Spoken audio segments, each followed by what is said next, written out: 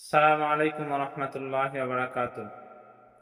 প্রশ্ন: বিদায় লগ্নে সালাম না দিয়ে মোবাইলের মধ্যে আমরা খুদা হাফেজ বলি, আসলে কি খুদা হাফেজ বলবো না সালাম দিব? উত্তর: কোনো জায়গা থেকে বিদায় নেওয়ার সময় সালাম দেওয়া এটা সুন্নত, আর খুদা হাফেজ বলাটা ঠিক নয়। সালাম দিলেই সুন্নত আদায় হয়ে যাবে।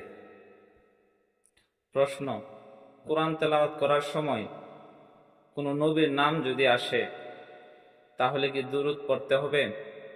উত্তর: না, কোরআন তেলাওয়াতের সময় কোনো নবীর নাম আসলে দুরূদ পড়ার প্রয়োজন নাই। তবে কোরআন শরীফ তেলাওয়াত শেষ করার সময় দুরূদ পড়লেই হয়ে যাবে। প্রশ্ন: লা ইলাহা ইল্লাল্লাহ বলে ভিক্ষুকেরা ভিক্ষা করে, সেটা জায়েজ আছে কি? লা ইলাহা ইল্লাল্লাহ বলে ভিক্ষুকেরা যে ভিক্ষা করে, এটা অতীব একটা নিকৃষ্ট একটা কাজ। এটা আল্লাহ পাক রব্বুল আলামিনের নাম, যিনি পরাক্রমশালী মহান, তিনার নাম নিয়ে ভিক্ষা করা এটা জায়েজ নেই। প্রশ্ন: মহিলাদের দাড়ি গোঁফ যদি উঠে তাহলে কি করবে? উত্তর: মহিলাদের দাড়ি গোঁফ যদি উঠে তাহলে কেটে ফেলবে, আর কাটাটাই ভালো নিয়ম।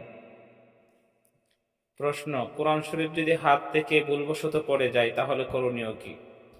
উত্তর: কোরআন শরীফ যদি ভুলবশত হাত থেকে পড়ে যায় তাহলে ইস্তেগফার পড়া, আর তার জন্য কোনো জরিমানা দিতে হবে না। যদি কেউ একান্তভাবে দিতে চায় তাহলে দিতে পারবে, দান সৎকার করতে পারবে, জরুরি নয়। ইস্তেগফার পড়া এটাই জরুরি।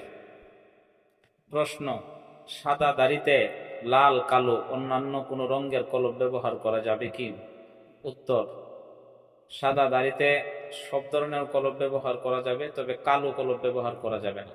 এই কালো কলম ছাড়া অন্যান্য কলম ব্যবহার করা যাবে।